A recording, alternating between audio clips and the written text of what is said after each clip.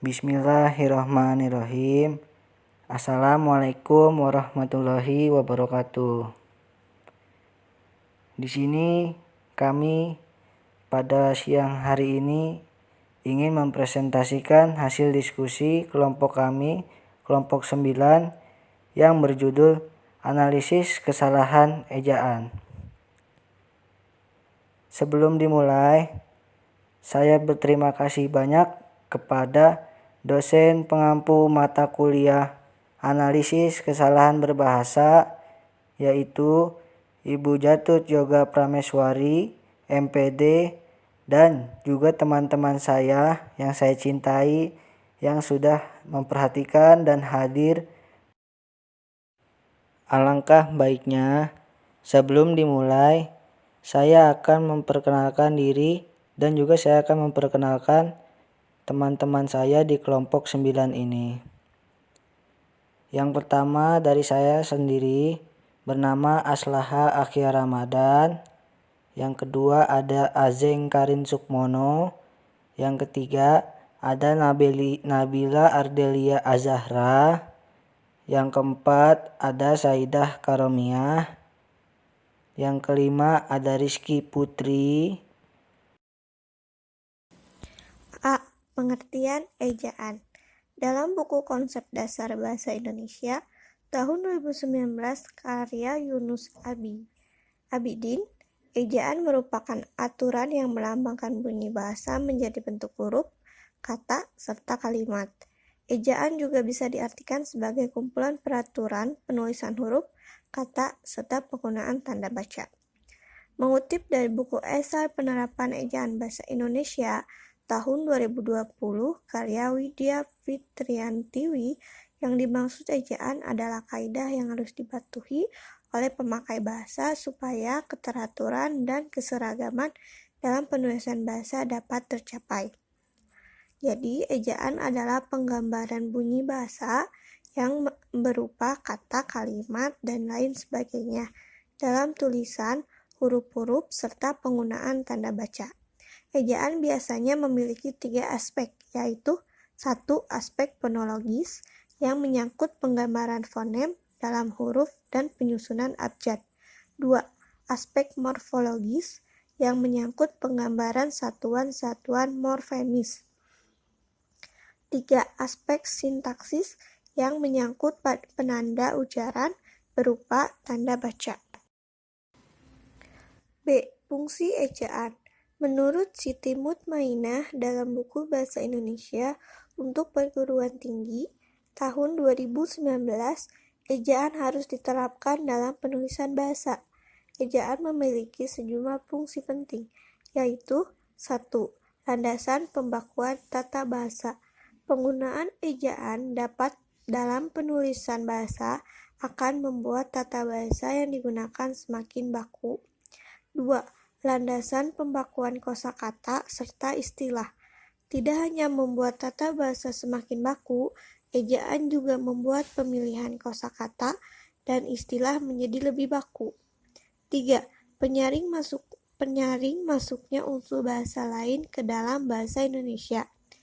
Ejaan juga memiliki fungsi penting sebagai penyaring bahasa lain ke bahasa Indonesia, sehingga dalam penulisannya tidak akan menghilangkan makna aslinya. 4. Membantu pemahaman pembaca dalam mencerna informasi. Penggunaan ejaan akan membuat penulisan bahasa lebih teratur. Hal ini membuat pembaca semakin mudah dalam memahami informasi yang disampaikan secara tertulis.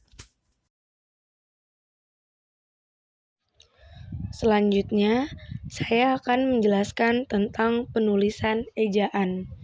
Dilansir dari situs Kementerian Pendidikan dan Kebudayaan, penulisan ejaan mencakup beberapa hal, yaitu A. Penulisan huruf abjad. Dalam ejaan bahasa Indonesia, huruf abjad terdiri atas huruf A, B, C, D, E, F, G, H, I, J, K, L, M, N, O, P, Q, R, S, T, U, V, W, X, Y, Z. Huruf abjad ini bisa ditulis dengan bentuk huruf kapital maupun tidak, tergantung pada pemakaian dan tujuan penggunaannya. B. Penulisan huruf vokal. Dalam ejaan bahasa Indonesia, huruf vokal terdiri atas huruf A, I, U, E, O. Sama seperti huruf abjad, huruf vokal juga bisa ditulis dalam kapital atau tidak. C. Penulisan huruf konsonan.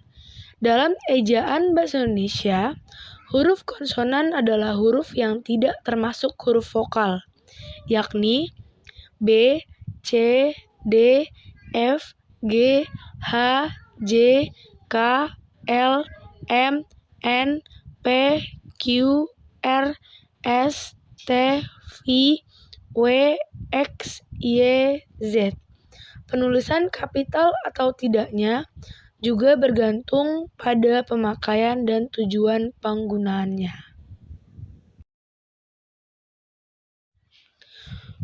D. Penulisan huruf diftong. Dalam ejaan bahasa Indonesia, huruf diftong merupakan dua vokal yang diucapkan bersamaan. Huruf diftong terdiri atas ai, au, oi. Contohnya adalah kata santai, pulau, survei, dan kalian. E. Penulisan gabungan huruf konsonan. Dalam ejaan bahasa Indonesia, penulisan gabungan huruf konsonan berarti dua huruf konsonan dijadikan satu. Contohnya adalah ikhtisar, nyata, syarat, dan ngarai. F. Penulisan pemenggalan kata. Dalam ejaan bahasa Indonesia, pemenggalan kata sering dilakukan jika 1. Ada huruf vokal yang berurutan dan terletak di tengah kata. 2. Ada huruf konsonan termasuk gabungan huruf konsonan di antara dua huruf vokal yang terletak di tengah kata. 3. Ada dua huruf konsonan yang berurutan yang terletak di tengah kata. 4. Ada 3 huruf konsonan atau lebih yang terletak di tengah kata.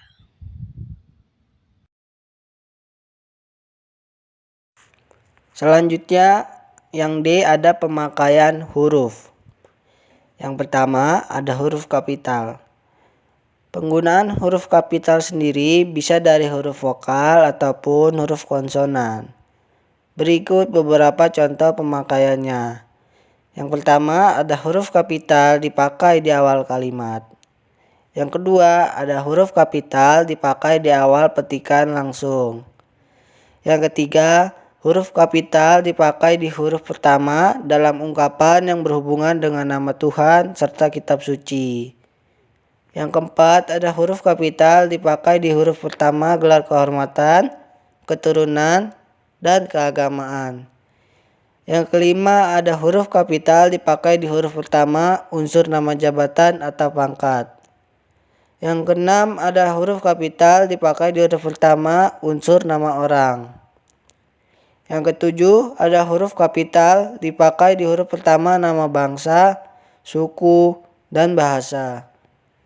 Yang kedelapan, ada huruf kapital dipakai di huruf pertama nama tahun, bulan, hari, hari raya, dan peristiwa sejarah.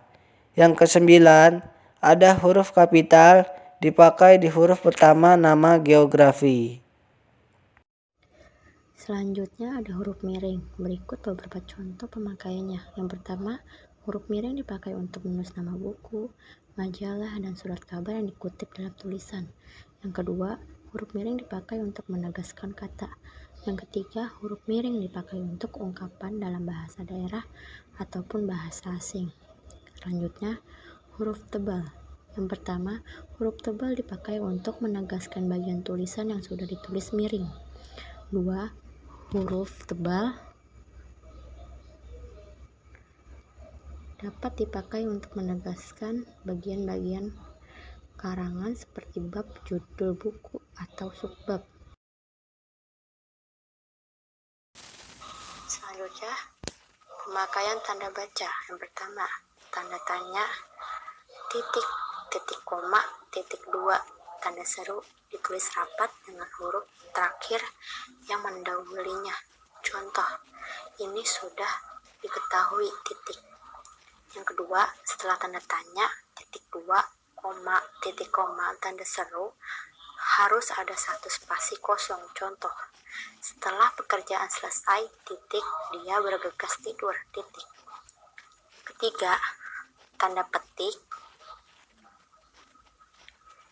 dan tanda kurung. Diketik rapat dengan kata, frasa, atau kalimat yang diapit. Contoh, kutip, kerjakan tugas ini sekarang, seru. Kutip kembali.